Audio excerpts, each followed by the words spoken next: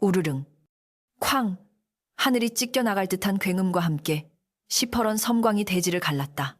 그 찰나의 빛에 드러난 것은 진흙탕 속에 처박힌 여인의 처참한 몰골이었다. 억수같이 쏟아지는 장대비는 마치 하늘이 이 땅의 더러움을 씻어내려는 듯 혹은 누군가의 죄악을 덮으려는 듯 맹렬한 기세로 퍼부어대고 있었다. 흙탕물에 얼굴을 반쯤 묻은 여인. 분이는 찢어질 듯한 복통을 부여잡으며 떨리는 손으로 땅을 짚고 일어서려 했으나 이내 다리에 힘이 풀려 다시금 진창 속으로 고꾸라지고 말았다. 그녀의 치마폭은 이미 비와 흙, 그리고 하열로 인해 붉고 검게 얼룩져 있었고 입술은 핏기 하나 없이 파랗게 질려 있었다. 뼈마디가 으스러지는 듯한 산통이 주기적으로 그녀의 전신을 강타할 때마다 분이는 짐승의 울음소리와도 같은 비명을 빗소리에 섞어 토해냈다. 대감마님, 제발 문을 열어주십시오. 분이가 피가 맺히도록 대문을 두드리며 애원하는 소리는 포구 소리에 묻혀 희미하게 흩어졌다. 눈앞에 우뚝 솟은 소슬대문은 마치 넘을 수 없는 철옹성처럼 혹은 저승의 문처럼 차갑고 굳건하게 닫혀 있었다. 그 문 안쪽, 세상의 풍파와는 단절된 안온한 공간에는 비단 이불의 따스함과 기름진 음식의 향기가 가득할 것이었다. 하지만 그 문 밖, 이 차가운 진흙탕 위에는 죽음의 그림자가 짙게 드리워져 있었다. 분이는 다시 한번 있는 힘을 다해 대문 고리를 잡고 흔들었다. 손톱이 깨지고 손가락에서 피가 흘러나와 빗물과 섞여 흘러내렸지만 그녀는 멈출 수가 없었다. 뱃속의 아이가, 그 죄 없는 생명이 발길질을 해대며 살려달라고 아우성치고 있었기 때문이다. 이 아이는 대감마님의 핏줄입니다. 제 목숨은 거두셔도 좋으나 부디 이 아이만은. 그녀의 절규는 처절했다. 끼익, 끼익 하는 소리와 함께 육중한 대문이 조금 열리는가 싶더니 틈새로 흘러나온 것은 따스한 온정이 아닌 차가운 멸시의 시선뿐이었다. 하인들이 들고 있는 청사초롱의 불빛이 비바람에 위태롭게 흔들리며 대문 앞에 선 사내의 그림자를 길게 늘어뜨렸다. 조대감이었다. 그는 뒷짐을 진 채 마치 길가에 널브러진 오물을 바라보듯 눈살을 찌푸리며 분이를 내려다보고 있었다. 그의 눈빛에는 일말의 연민도, 한때 정을 통했던 여인에 대한 죄책감도 존재하지 않았다. 오직 자신의 고고한 명예에 먹칠을 하려는 불결한 존재에 대한 혐오만이 가득 차 있었다. 네, 인연. 여기가 어디라고 감히 행패를 부리느냐. 천한 것의 뱃속에 든 것이 내 핏줄일 리가 만무하다. 필시 장터의 왈패놈들과 노란하다 생긴 씨앗을 가지고 와서 나를 능멸하려 드는구나. 조대감의 목소리는 천둥소리보다 더 크고 차갑게 분이의 가슴에 비수처럼 꽂혔다. 분이는 억장이 무너지는 것만 같았다. 수많은 밤, 달빛 아래서 나누었던 은밀한 약속들과 달콤했던 미러들은 모두 거짓이었단 말인가. 그녀는 빗물과 눈물로 범벅이 된 얼굴을 들어 대감을 올려다보았다.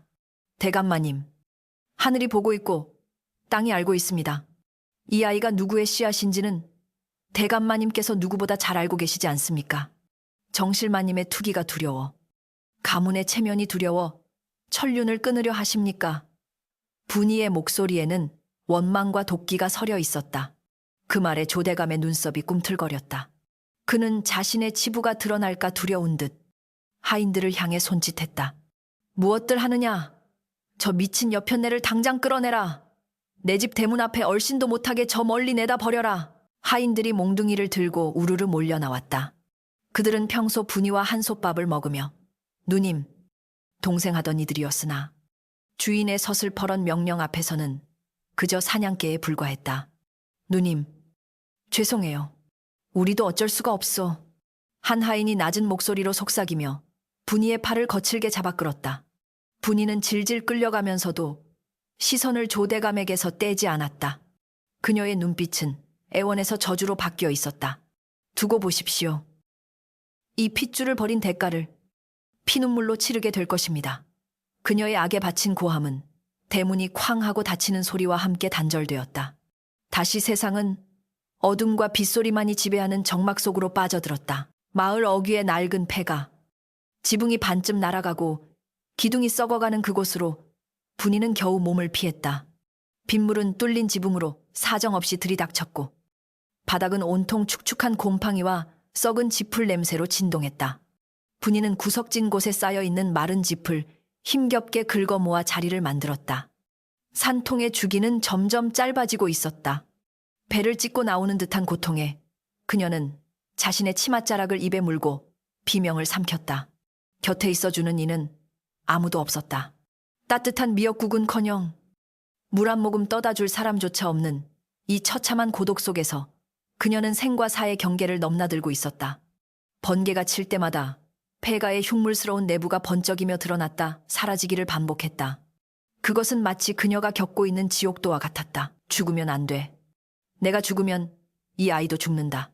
분이는 정신을 잃지 않으려 허벅지를 꼬집고 입술을 깨물었다. 입안 가득 비릿한 피맛이 번졌다.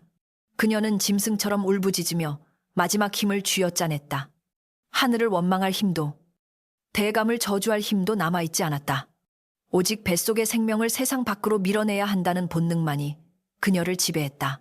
밖에서는 폭풍우가 나무를 뿌리째 뽑아낼 듯 몰아치고 있었고 안에서는 한 여인이 생명을 잉태하기 위해 자신의 생명을 깎아내고 있었다. 그 처절한 사투의 시간은 영원처럼 길게 느껴졌다. 얼마나 시간이 흘렀을까?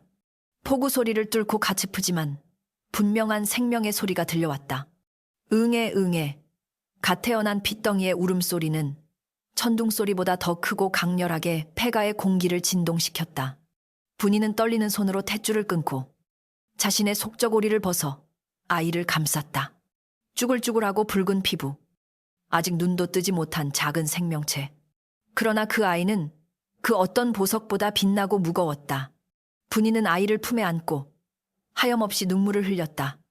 그것은 기쁨의 눈물이기도 했고 앞으로 닥쳐올 가혹한 운명에 대한 슬픔의 눈물이기도 했다. 아이는 사내 아이였다. 조대감이 그토록 바라던 아들이었으나 환영받지 못한 채 버려진 아들. 분이는 아이의 작은 손가락을 조심스럽게 만져보았다. 밖은 여전히 비바람이 몰아치고 있었지만 아이를 아는 분이의 품속만은 고요하고 따뜻했다. 그녀는 빗물이 새지 않는 벽 쪽으로 몸을 웅크리며 아이에게 속삭였다. 아가야, 미안하다. 어미가 못나서 너를 이런 곳에서 맞이하는구나. 네, 아비는 너를 버렸고 세상은 너를 외면했다. 허나 이 어미는 너를 절대 놓지 않을 것이다. 분이는 밖을 내다보았다. 어둠 속에서 거대한 바위 하나가 비바람을 맞으면서도 묵묵히 버티고 있는 모습이 번개 불빛에 언뜻 비쳤다. 아무리 거센 비바람이 몰아쳐도 깎이지 않고 굴러가지 않는 단단한 바위. 그녀는 아이의 얼굴을 내려다보며 결연한 눈빛으로 말했다. 너의 이름은 무석우시이다. 굳세고 단단한 바위처럼 그 어떤 시련에도 부서지지 말고 살아남거라. 비단 옷을 입은 그들보다 더 강하고 더 질기게 살아남아라. 그리하여 언젠가 네가 누구의 핏줄인지, 너를 버린 자들이 얼마나 큰 실수를 했는지 천하에 증명해 보이거라. 무석은 어미의 말을 알아듣기라도 한 듯 울음을 그치고 새근새근 숨을 내쉬기 시작했다. 분이는 탈진한 몸을 아이에게 기댄 채 뜬 눈으로 밤을 지새웠다. 그녀의 눈은 어둠 속에서 형형하게 빛나고 있었다. 그것은 더 이상 버림받은 여종의 눈빛이 아니었다. 한 아이의 어미이자 험난한 세상을 헤쳐나갈 전사의 눈빛이었다. 낡은 폐가의 처마 끝에서 빗방울이 뚝뚝 떨어져 내리며 작은 웅덩이를 만들고 있었다. 그 웅덩이 위로 갓 태어난 무석의 운명처럼 파문이 일었다. 먼 훗날 이 아이가 일으킬 거대한 파란을 예고라도 하듯이 밤은 그렇게 깊어가고 있었다. 비는 그칠 기미를 보이지 않았고 조선 팔도에서 가장 길고 차가운 밤이 그렇게 시작되고 있었다. 15년이라는 세월은 강산도 변하게 한다지만 한양 저잣거리의 흙먼지와 비릿한 땀 냄새만은 여전했다. 한여름의 그약볕이 정수리를 쪼아대고 숨이 턱턱 막히는 열기가 지면에서 아지랑이처럼 피어오르는 오후였다. 북적이는 인파 사이로 짐꾼들의 거친 숨소리와 상인들의 호객 소리가 뒤섞여 시끄러운 소음을 만들어내고 있었다. 그 혼돈의 한복판, 사람들의 시선이 절로 머무는 곳에 한 사내가 있었다. 남루하기 짝이 없는 삼배옷을 걸치고 집신을 신었으나 그 위로 드러난 떡, 벌어진 어깨와 바위처럼 단단한 근육은 보는 이를 압도하는 기운을 뿜어냈다. 그의 등에는 장정 둘이서도 들기 버거울 법한 소금 가마니가 3개나 얹혀 있었지만 사내의 발걸음에는 흔들림이 없었다. 그가 바로 장터에서 무쇠 등짝이라 불리는 무석이었다. 어이, 무석이 오늘도 힘이 장사구먼. 그 무거운 걸 지고도 숨 하나 안 차다니. 과연 천하장사야. 주막의 주모가 걸쭉한 농담을 던지며 시원한 물 한 바가지를 건넸다. 무석은 지게를 잠시 내려놓고 물을 단숨에 들이켰다. 물줄기가 턱을 타고 굵은 모굴대를 넘어 흐르는 모습은 마치 야생의 범이 목을 축이는 듯한 기백이 서려 있었다. 그는 소매로 입가를 훔치며 씩 웃어 보였는데 그 투박하면서도 시원한 미소는 주변의 팍팍한 공기마저 잠시나마 상쾌하게 만드는 힘이 있었다. 그러나 그의 눈동자 깊은 곳에는 또래의 젊은이들에게서는 찾아볼 수 없는 묵직한 그늘과 서늘한 총기가 동시에 감돌고 있었다. 그는 자신이 누구인지, 아비가 누구인지 모른다. 단지 어머니 분이가 지어준 이름처럼 묵묵히 바위처럼 버티며 살아낼 뿐이었다. 무석의 일과는 짐을 나르는 것으로 끝나지 않았다. 해가 뉘엿뉘엿 넘어가고 장터의 소란이 잦아들 무렵이면 그는 어김없이 마을 어귀의 서당, 담벼락 밑으로 향했다. 안에서는 훈장님의 선창에 따라 학동들이 천자문을 외는 소리가 낭낭하게 들려왔다. 하늘천, 따지, 거물현, 누루황. 무석은 담벼락에 등을 기대고 앉아 눈을 감고 그 소리를 가슴에 새겼다. 배움에 대한 갈증은 그의 본능과도 같았다. 짐을 나르며 어깨 너머로 훔쳐본 글자들이 머릿속에서 춤을 췄다. 그는 바닥의 흙을 평평하게 고른 뒤 나뭇가지를 들어 서툴지만 힘있는 필치로 글자를 써내려갔다. 비록 먹과 종이는 없었으나 그의 필체에는 웬만한 선비 못지않은 기계가 서려 있었다. 지나가던 늙은 선비가 그 모습을 보고 혀를 내두를 정도였으나 무석은 인기척이 들리면 황급히 흙을 문질러 글씨를 지우고 자리를 뜨곤 했다. 천한 짐꾼 주제에 글을 안다는 것이 알려지면 도리어 화가 될 수 있음을 본능적으로 알았기 때문이다. 한편 같은 시각 한양의 으리으리한 기와집들이 즐비한 북촌. 조대감의 저택은 한여름임에도 불구하고 찬바람이 부는 듯한 냉기로 가득 차 있었다. 대문을 넘어서는 순간부터 코를 찌르는 것은 짙은 한약 냄새였다. 안채 깊숙한 곳.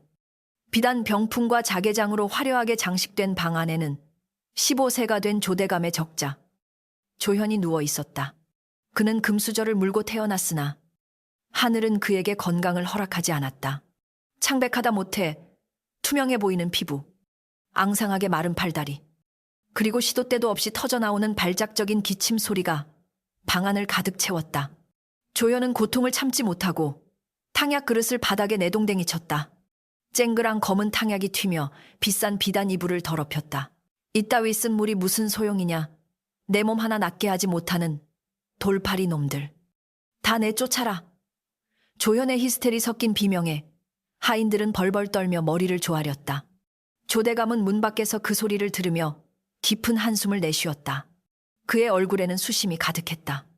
가문의 대를 이을 유일한 아들이 저 모양이니 천하의 부귀영화도 다 부질없게 느껴졌다.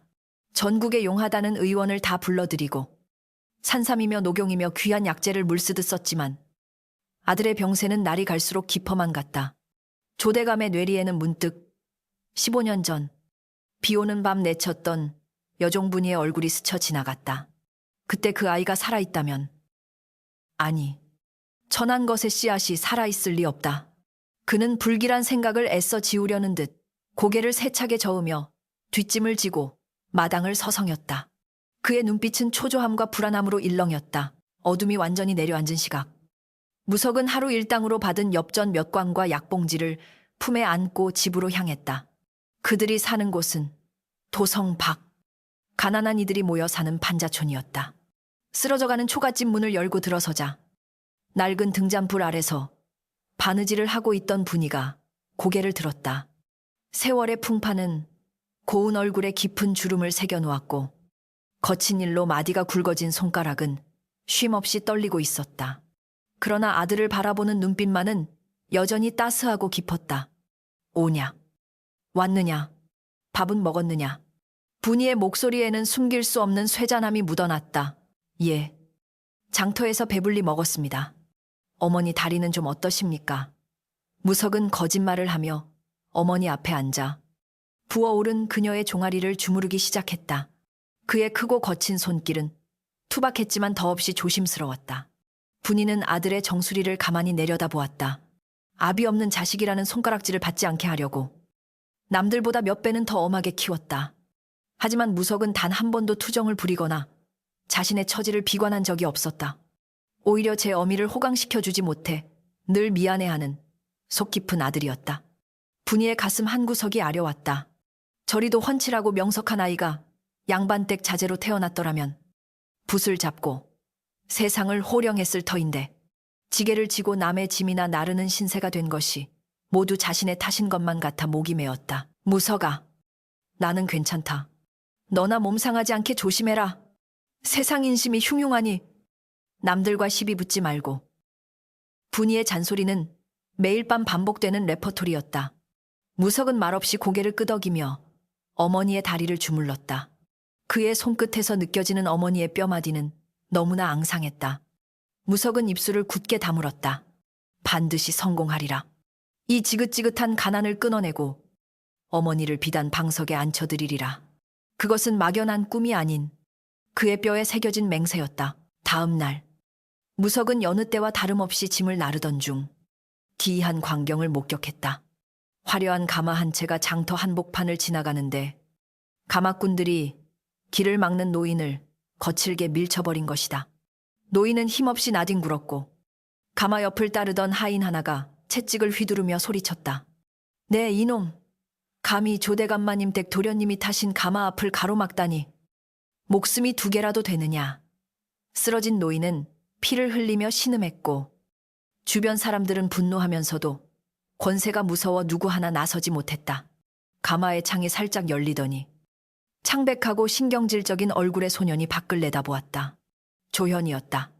그는 쓰러진 노인을 벌레 보듯 쳐다보더니 흥미 없다는 듯 다시 창을 닫아버렸다. 시끄럽다. 어서 가자. 그 순간 무석의 주먹이 불끈 쥐어졌다. 끓어오르는 피가 전신을 휘감았다. 저들이 말하는 양반의 법도가 고작 힘없는 백성을 짓밟는 것인가. 무석은 앞으로 나서려 했으나 누군가 그의 소매를 꽉 잡았다. 함께 일하는 나이든 짐꾼이었다. 참게. 저 집안이랑 엮이면 뼈도 못 추려. 자네 어머니를 생각하게. 어머니라는 말에 무석은 거친 숨을 몰아쉬며 멈춰섰다. 가마는 유유히 멀어져 갔지만 무석의 뇌리에 박힌 그 창백한 소년의 얼굴과 가마문에 새겨진 절시 가문의 문양은 지워지지 않았다. 그것은 운명의 장난처럼 서로 다른 세상에 살던 배다른 형제와의 첫 만남이자 엇갈림이었다. 그날 밤 조대감의 집에서는 곡소리에 가까운 비명이 터져나왔다. 조현이 각혈을 하며 쓰러진 것이다. 의원들이 다급하게 뛰어다니고 조대감은 마당에 멍하니 서서 밤하늘을 올려다보았다. 저 하늘에 떠있는 달은 차갑도록 밝았다. 천지신명씨여, 정영조씨, 가문의 대를 여기서 끊으시려나이까. 대감의 탄식은 허공으로 흩어졌다. 같은 시각 무석 역시 판자촌 언덕에 앉아 같은 달을 바라보고 있었다. 하지만 그의 눈빛은 절망이 아닌 알 수 없는 열망으로 타오르고 있었다. 저 멀리 보이는 도성의 불빛들, 그 속에 자신을 부르는 무언가가 있음을 그는 본능적으로 느끼고 있었다. 바람이 불어왔다. 폭풍 전야의 고요함처럼 무석과 대감, 그리고 병든 조현의 운명이 서서히 그리고 거칠게 얽혀들기 시작했다. 마침내 올 것이 오고야 말았다. 가을비가 추적추적 내리며 낙엽을 적시던 늦은 밤. 조대감의 안채에서 들려오던 가냘픈 기침 소리가 뚝 끊겼다. 며칠째 혼절과 각성을 반복하던 조현의 방. 병풍 뒤에서 지켜보던 의원이 고개를 떨구며 무겁게 입을 열었다. 대감마님, 도련님께서 방금 숨을 거두셨습니다. 그 말은 사형 선고와도 같았다. 방 안에 가득 차 있던 약 냄새와 비릿한 피 냄새 위로 짙은 죽음의 그림자가 내려앉았다. 조대감은 믿을 수 없다는 듯 멍하니 아들의 시신을 바라보았다. 창백하다 못해 푸르스름하게 식어가는 얼굴, 앙상하게 뼈만 남은 손이 이불 밖으로 힘없이 늘어져 있었다. 그것은 천하를 호령하던 조씨 가문의 허망한 끝을 알리는 신호탄이었다. 아이고, 도련님 이리 가시면 어찌합니까? 정실 부인의 처절한 통곡 소리가 정막을 깨뜨리자 집안의 모든 하인이 엎드려 곡을 하기 시작했다. 온 집안이 울음바다가 되었으나 조대감의 눈에는 눈물조차 고이지 않았다. 너무나 큰 상실감은 슬픔을 넘어선 공허함으로 다가왔다. 그는 떨리는 손으로 아들의 눈을 감겨주며 방 한 구석에서 타오르던 향불을 바라보았다. 마지막 남은 향 하나가 가느다란 연기를 피워 올리다 툭 하고 끊어져 재가 되어 떨어졌다. 끊어진 향불. 그것은 곧 대가 끊긴 자신의 가문을 의미했다. 조 대감은 비틀거리는 몸을 일으켜 방문을 열고 나갔다. 들이치는 찬바람이 그의 뜨거운 속을 식히기는커녕 가슴 구석구석을 칼로 도려내는 듯했다. 장례는 국장 곱장에 버금갈 만큼 성대하게 치러졌다. 조문객들의 발길이 끊이지 않았고 만장깽장 이심리 밖까지 늘어섰다. 그러나 그 화려함 뒤에는 추악한 탐욕이 도사리고 있었다. 먼 친척들은 조문이라는 명분으로 찾아와 슬픈 표정을 지으면서도 눈동자만큼은 번들거리는 탐욕으로 빛나고 있었다. 대감, 상심이 크시겠습니다. 허나 산 사람은 살아야 하지 않겠습니까? 제 둘째 놈이 총명하니 양자로 들이심이. 아닙니다. 대감, 제 막내 놈이 대감의 기상을 쏙 빼닮았습니다. 그들은 아직 상복도 벗지 않은 대감 앞에서 서로 자신의 아들을 양자로 들이밀며 가문의 재산과 권력을 차지하려 혈안이 되어 있었다. 마치 썩은 고기를 찾아 몰려든 까마귀 떼와 다를 바가 없었다. 조대감은 그 역겨운 작태를 보며 속에서 뜨거운 것이 치밀어 올랐다.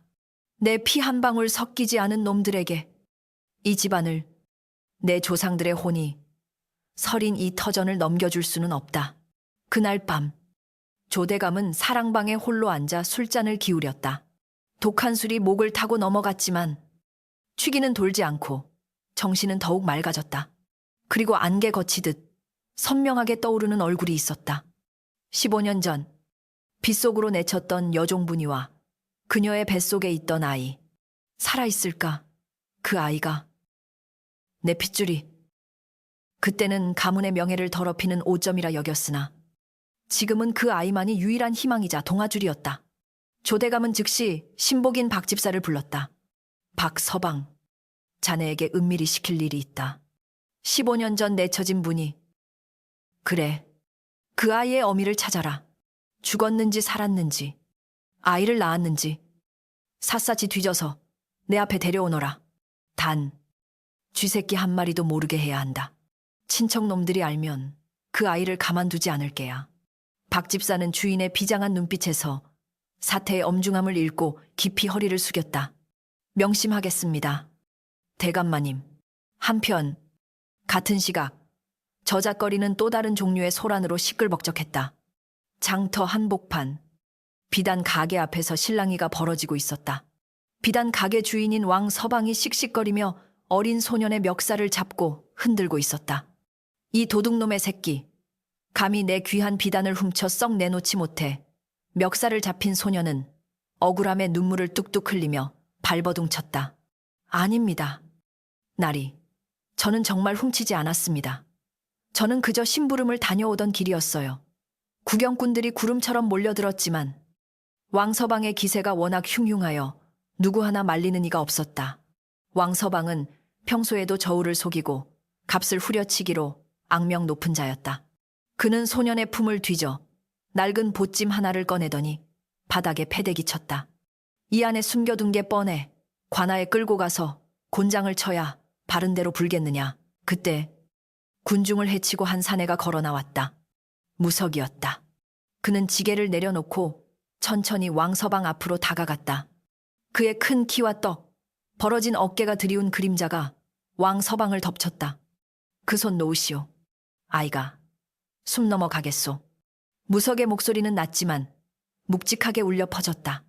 왕서방은 흠칫 놀라 손을 놓았지만 이내 짐꾼 주제에 나선다며 코웃음을 쳤다. 내 놈은 뭐냐? 이 도둑놈과 한패냐? 내 비단 한 필이 감쪽같이 사라졌는데 이 녀석이 가게 앞을 지나간 뒤에 없어졌단 말이다. 무석은 바닥에 떨어진 소년의 보찜과 왕서방의 가게 진열대를 번갈아 바라보았다. 그의 눈빛은 매처럼 날카롭게 빛났다. 그는 소년에게 다가가 부드럽게 물었다. 네가 지나갈 때 가게 앞에 누가 있었느냐? 소년은 훌쩍이며 대답했다. 아무도 없었어요. 다만 개 한 마리가 짖고 있었고 바람이 불어서 비단들이 펄럭이고 있었어요. 무석은 고개를 끄덕이더니 왕서방의 가게 처마 밑을 유심히 살폈다. 그리고는 성큼성큼 다가가 진열대 구석에 놓인 항아리를 들어 올렸다. 주인장, 사라진 비단이 혹시 붉은색 꽃무늬 비단이 아니오? 왕서방은 눈이 휘둥그레졌다. 아니, 내 놈이 그걸 어찌 아느냐? 역시 내 놈들이 훔친 게. 무석은 피식 웃으며 항아리 뒤쪽 틈새를 가리켰다. 그곳에는 붉은 비단 자락이 쥐구멍 사이로 삐져나와 있었다. 쥐들이 둥지를 틀려고 끌고 들어간 모양이요.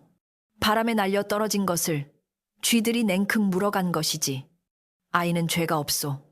무석이 항아리를 치우고 쥐구멍을 헤집자 갉아먹힌 비단 뭉치가 딸려 나왔다. 순간 구경꾼들 사이에서 환호성과 박수가 터져 나왔다. 와, 역시 무석이네. 귀신 같은 눈썰미야. 왕서방. 어린애한테 누명을 씌우고 부끄럽지도 않나. 사람들의 비난이 빗발치자 왕서방은 얼굴이 불그락푸르락해져서 쥐구멍이라도 찾고 싶은 표정이 되었다. 무석은 흙투성이가 된 소년의 옷을 털어주며 말했다. 가거라. 다음부터는 억울한 일이 있으면 피하지 말고 당당히 말하거라. 소년은 연신 고개를 숙이며 감사를 표했고 사람들은 무석을 애워싸며 찬사를 보냈다. 장터에 판관이 따로 없네 그려. 무석이 자네. 글만 읽을 줄 알았으면 과거에 급제하고도 남았을 걸세. 무석은 쑥스러운 듯 뒷머리를 긁적이며 다시 지게를 짊어졌다. 그러나 그의 등 뒤로 쏟아지는 시선들 속에는 단순한 호감을 넘어선 경외감이 담겨 있었다. 그런데 그 군중 속에 남들과 다른 눈빛으로 무석을 지켜보는 이가 있었다. 갓을 눌러쓰고 평복으로 위장한 박 집사였다. 그는 조대감의 명을 받고 며칠째 탐문 수색을 벌이던 중 우연히 이 소란을 목격하게 된 것이었다. 박 집사의 시선은 무석의 얼굴, 특히 그의 짙은 눈썹과 굳게 담은 인매에 고정되어 있었다. 닮았다. 젊은 시절 대감마님의 기백과 너무나도 닮았어. 천한 짐꾼의 행색을 하고 있지만 저 눈빛과 위엄은 결코 범상한 핏줄에서 나올 수 있는 것이 아니다. 박 집사의 심장이 요동치기 시작했다. 그는 무석이 사라진 방향으로 조용히 그러나 빠르게 발걸음을 옮겼다. 박 집사는 무석의 뒤를 밟아 도성박 판자촌까지 따라갔다. 그리고 무석이 어느 낡은 초가집으로 들어가는 것을 확인했다. 잠시 후 밖으로 나온 여인이 텃밭에서 채소를 다듬는 모습이 보였다. 세월이 흘러 늙고 초라해졌지만 박 집사는 단번에 그녀를 알아볼 수 있었다. 15년 전 비오는 밤 대문 밖으로 내쳐졌던 그 여종 분이었다. 찾았다.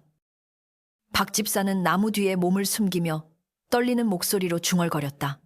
하늘이 도우신 것인가? 아니면 얄꼬문 운명의 장난인가?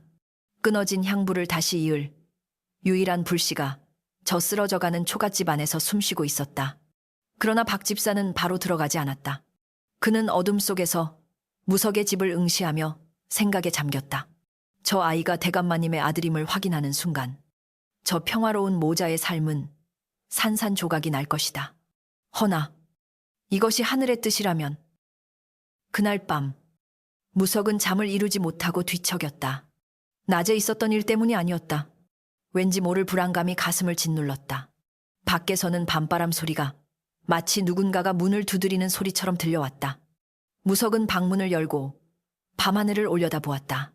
먹구름 사이로 달이 보일 듯 말 듯 숨바꼭질을 하고 있었다. 어머니.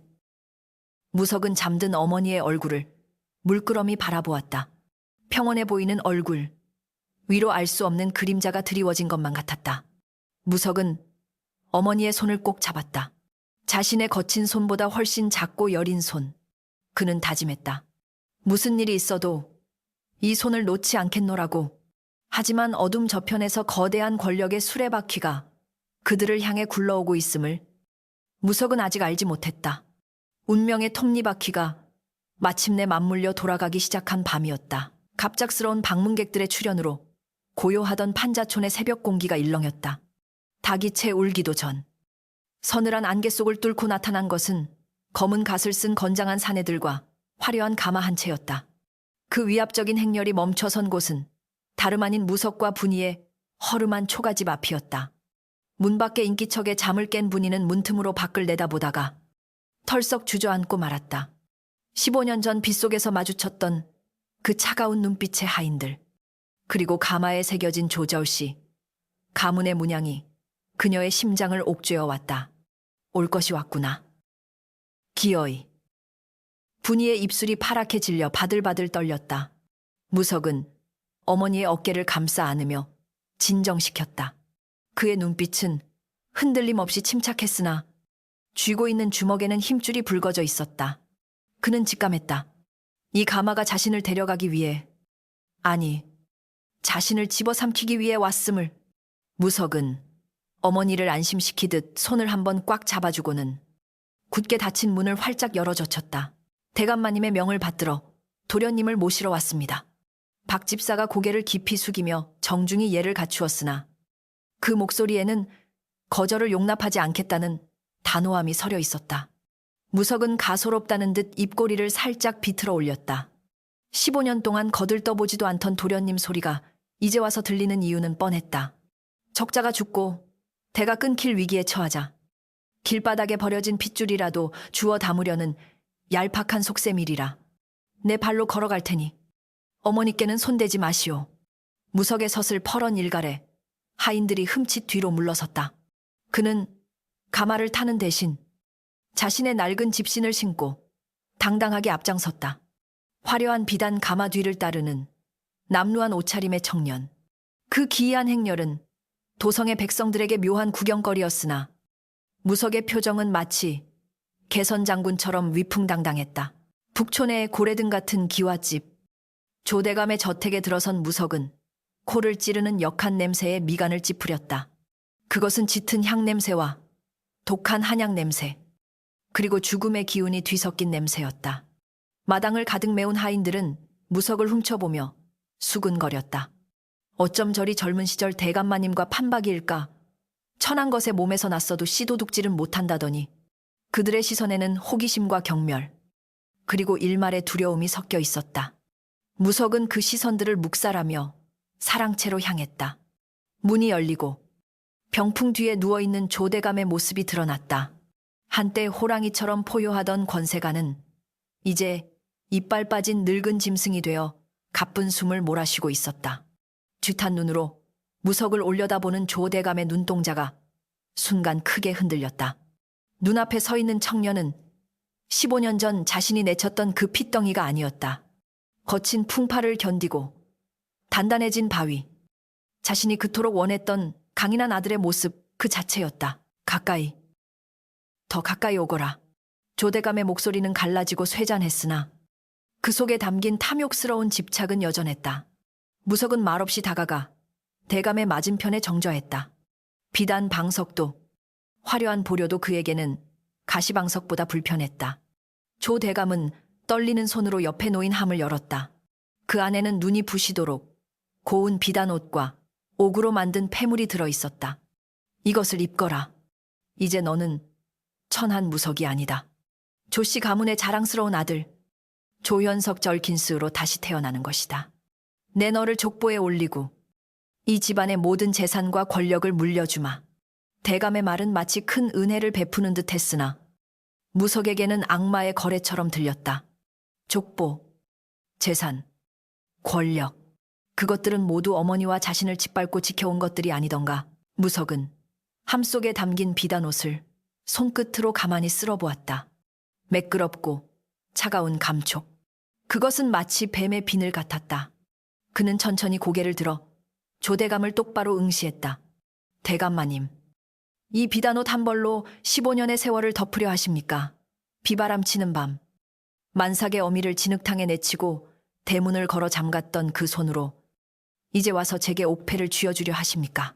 무석의 목소리는 낮았지만 방 안의 공기를 얼어붙게 할 만큼 차가웠다. 조대감은 당황하여 기침을 토해냈다. 그때는 어쩔 수 없는 사정이 있었다. 가문의 명예를 지키기 위해.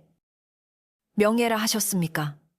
제 눈에는 명예가 아니라 늙고 병든 몸을 의탁할 지팡이가 필요하신 것으로 보입니다.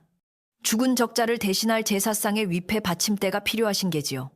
무석의 말은 비수가 되어 대감의 폐부를 찔렀다. 조대감의 얼굴이 불그락푸르락해졌다. 감히 천한 놈이 자신의 속내를 꿰뚫어보고 면전에서 모욕을 주다니. 그는 버럭 소리를 지르려 했으나 목구멍에서 쇳소리만 새어나올 뿐이었다. 네 이놈. 천륜을 거스르려느냐. 네 몸에 흐르는 피는 속일 수 없다. 네가 아무리 발버둥 쳐도 너는 내 아들이다. 대감은 억지를 부리며 옥패를 무석의 손에 억지로 쥐어주려 했다. 그 차가운 옥의 감촉이 손바닥에 닿는 순간 무석의 뇌리에는 빗속에서 피를 흘리며 울부짖던 어머니의 모습이 스쳐 지나갔다. 배고픔에 지쳐 우는 자신에게 물을 먹이며 미안하다고 속삭이던 어머니의 쉰 목소리가 귓가에 쟁쟁했다. 끓어오르는 분노가 임계점을 넘었다. 무석은 손에 들린 옥패를 바닥을 향해 내던졌다. 쨍그랑 맑고 날카로운 파여름이 방 안을 찢어발겼다. 산산조각이 난 옥조각들이 사방으로 튀어나갔다. 그것은 단순한 패물이 아니었다. 조대감이 평생을 바쳐 지켜온 가문의 권위이자 무석을 터차매려던 족쇄였다. 박살난 옥패를 바라보는 조대감의 눈이 공포로 크게 확장되었다. 이게 무슨 짓이냐. 감히 조상님이 물려주신 옥패를. 대감은 사시나무 떨듯 몸을 떨었다. 무석은 자리에서 벌떡 일어났다. 그의 거대한 그림자가 병석에 누운 조대감을 완전히 집어삼켰다. 잘 들으십시오. 내 아버지는 15년 전 그 빗속에서 죽었습니다. 아니, 애초에 존재하지 않았습니다. 나를 키운 것은 대감마님의 그 잘난 핏줄이 아니라 어머니의 헌신과 장터 사람들의 땀냄새 나는 정이었습니다. 무석은 발밑에 흩어진 비단옷을 짓밟으며 말을 이었다. 당신이 지키려던 그 가문의 껍데기, 당신이 그토록 아끼는 그 허울 좋은 명예, 이제 당신 혼자 끌어안고 가십시오. 나는 무석으로 살다 무석으로 죽을 것입니다. 내 어미의 아들로서, 진흙탕 속의 바위로서 당당하게 살 것입니다. 그의 목소리에는 한치의 망설임도 없는 결기가 서려 있었다. 무석은 뒤도 돌아보지 않고 방문을 박차고 나갔다. 등 뒤에 서게 섞어라, 탕자를 잡아라 하는 조대감의 처절한 비명이 들려왔지만 그는 멈추지 않았다. 마당에 있던 하인들은 무석의 기세에 눌려 길을 더 주었다. 15년 전 어머니가 쫓겨나며 피눈물을 흘렸던 그 소슬대문을 무석은 자신의 두 발로 당당하게 걸어 나왔다. 대문을 나서자 눈부신 가을 햇살이 쏟아져 내렸다. 그 햇살은 으리으리한 기와집 안에 갇혀있던 눅눅한 공기와는 비교할 수 없이 상쾌했다. 무석은 가슴 깊은 곳에서 뜨거운 것이 울컥 치밀어 오름을 느꼈다. 그것은 슬픔이 아니었다. 비로소 자신을 파참해던 보이지 않는 탯줄을 끊어낸 자의 해방감이었다. 그는 하늘을 올려다 보았다. 높고 푸른 하늘이 그를 반겨주는 듯했다. 어머니, 이제 집으로 가겠습니다. 무석은 중얼거렸다. 그가 돌아갈 곳은 비단 이불이 깔린 안방이 아니라 어머니가 기다리는 낡은 초가집이었다. 그러나 그곳이야말로 진정한 사람의 온기가 있는 곳임을 무석은 뼈저리게 깨달았다. 저택 안에서는 조대감이 충격을 이기지 못하고 피를 토하며 쓰러졌다는 하인들의 다급한 외침이 들려왔지만 무석의 발걸음은 멈추지 않고 저잣거리를 향해 나아갔다. 돌아오는 길, 장터의 사람들은 무석의 옷에 묻은 흙먼지 따위는 신경 쓰지 않고 그를 반갑게 맞이했다. 무석이 어디 갔다 오나 국밥 한 그릇 말아줄까? 자네 안색이 아주 좋아 보이네. 그들의 투박한 인사말이 무석에게는 그 어떤 비단옷보다 따뜻하게 느껴졌다. 그는 자신이 진정으로 속한 곳이 어디인지 확인하며 주먹을 불끈 쥐었다. 이제 그는 단순한 짐꾼이 아니었다. 스스로 운명을 선택하고 개척한 주인이었다. 멀리서 어머니가 기다리는 집의 굴뚝에서 하얀 연기가 피어오르고 있었다. 그것은 무석에게 세상에서 가장 아름다운 풍경이었다. 하지만 폭풍이 지나간 자리는 결코 고요하지 않은 법. 조대감의 몰락과 함께 다가올 마지막 파장이 서서히 그들 모자를 향해 밀려오고 있었다.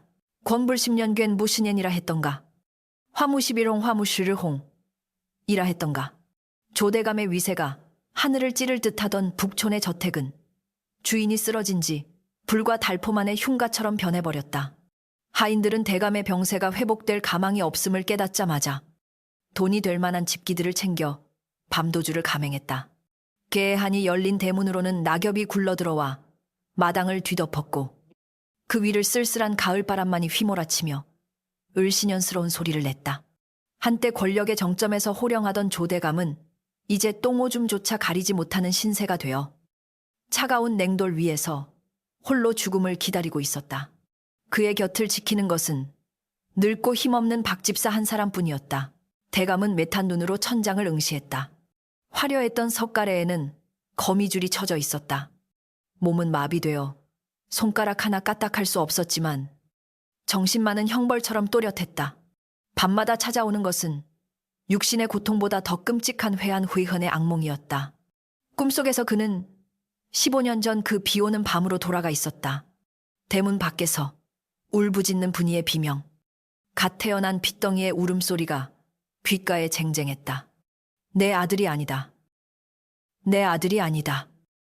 꿈속의 자신은 그렇게 외치며 귀를 막았지만 지금 병석에 누운 대감의 가슴 속에서는 정반대의 외침이 터져 나오고 있었다.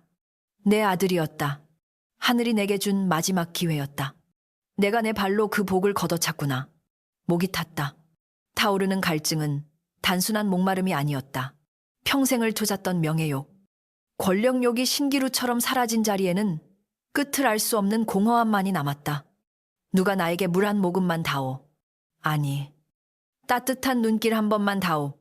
대감은 소리 없는 아우성을 질렀지만 돌아오는 것은 자신의 거친 숨소리뿐이었다. 탐욕스럽게 재산을 노리던 친척들은 이미 등을 돌린 지 오래였다. 그가 평생 쌓아온 인맥이라는 성벽은 모래성처럼 허무하게 무너져 내렸다. 고독,孤独, 그것이 그의 오만함에 대한 최후의 대가였다. 그 시각, 도성, 박, 판자촌, 무석은 반일하고 돌아와 마루에 걸터앉아 땀을 식히고 있었다. 그때 헐레벌떡 뛰어온 박집사가 무석의 앞에 무릎을 꿇었다. 도련님.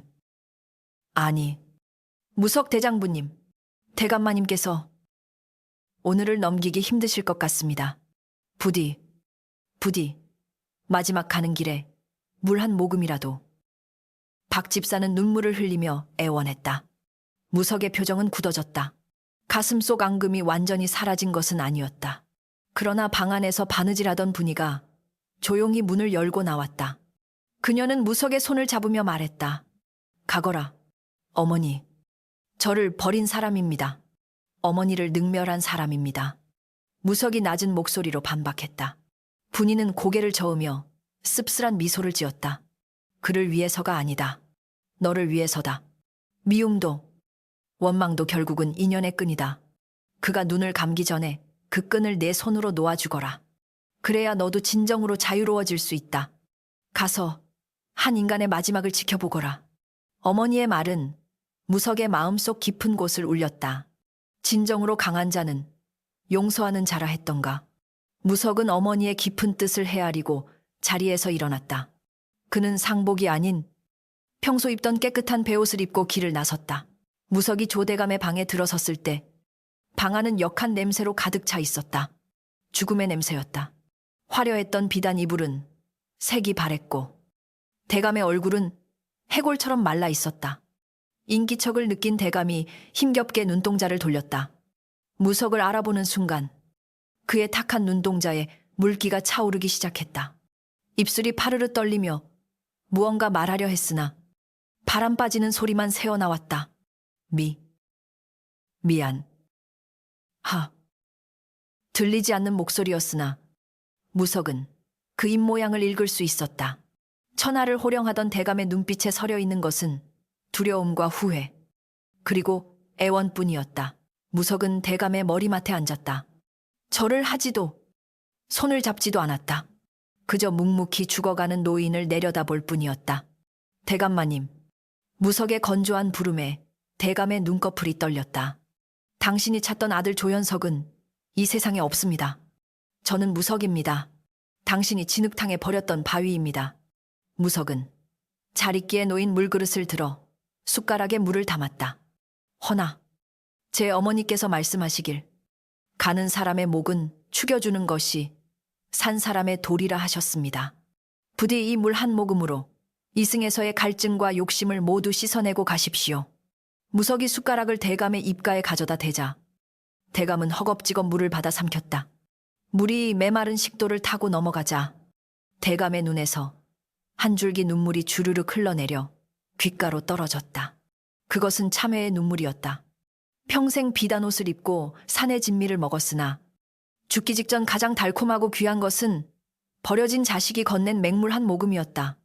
대감은 흐릿해지는 시야 속에서 무석의 굳건한 얼굴을 눈에 담으려 애썼다. 고맙다. 그리고 미안하다. 마음속의 말이 전해졌을까. 대감의 눈동자가 서서히 초점을 잃어가더니 이내 스르르 감겼다. 거칠게 이어지던 숨소리가 멈추고 방 안에는 무거운 정막만이 남았다. 조대감이 숨을 거두었다. 무석은 조용히 숟가락을 내려놓고 일어섰다. 편히 가십시오. 짧은 작별 인사를 끝으로 무석은 뒤도 돌아보지 않고 방을 나섰다. 밖으로 나오자 붉은 노을이 서쪽 하늘을 불태우고 있었다. 마치 한 시대의 종말을 고하듯 장엄하고도 쓸쓸한 풍경이었다. 박 집사가 대성통곡을 하는 소리가 들려왔지만 무석의 발걸음은 멈추지 않았다. 대문을 나서는 그의 어깨 위로 저녁 바람이 스쳐 지나갔다. 시원했다. 가슴을 짓누르던 묵직한 돌덩이가 비로소 사라진 느낌이었다. 그로부터 몇 해가 지났다. 조대감의 저택은 주인을 잃고 흉가가 되어 잡초만 무성하게 자라났다. 밤이면 귀신이 나온다는 소문이 돌아 사람들의 발길이 끊겼고 기와지붕은 무너져 내려앉았다. 부귀 영화의 허망함을 보여주는 흉물로 전락한 것이었다. 반면 도성 밖 무석의 집은 완전히 다른 풍경이었다. 무석은 타고난 성실함과 명석함으로 상단에서 인정받아 제법 큰 객주커주가 되었다.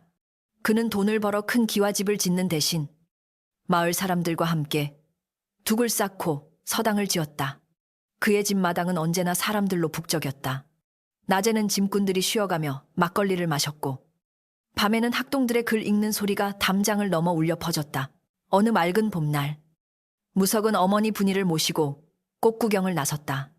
분이는 이제 백발이 성성한 할머니가 되었지만 얼굴에는 그 어느 때보다 편안한 미소가 걸려 있었다. 무석아, 저기 피어난 꽃을 보아라. 진흙 속에서도 절이 곱게 피지 않느냐. 분이가 연못에 핀 연꽃을 가리켰다. 무석은 어머니의 주름진 손을 꼭 잡으며 고개를 끄덕였다. 예, 어머니, 땅이 척박하다고 탓하지 않고 묵묵히 뿌리를 내린 덕분이지요. 바람이 불어와 꽃잎을 흩날렸다. 무석은 저 멀리 폐허가 된 조대감의 집 쪽을 잠시 바라보았다가 이내 시선을 거두고 어머니와 아내 그리고 자신의 아이들이 웃고 있는 곳을 바라보았다. 진정한 명예란 족보에 적힌 이름이나 화려한 벼슬에 있는 것이 아니라 사랑하는 사람들과 함께 나누는 따뜻한 밥 한 끼, 그리고 떳떳하게 살아가는 하루하루의 있음을 그는 뼛속 깊이 알고 있었다. 버려진 바위였던 무석은 이제 그 누구보다 단단한 반석이 되어 많은 이들의 쉼터가 되어주고 있었다. 그의 삶은 족보보다 더 진한 향기로 세상에 남을 것이었다. 이야기꾼의 붓끝도 여기서 멈추니 빗속에 버려진 아이가 피워낸 찬란한 인생사는 후대의 길이 전해질 것이다.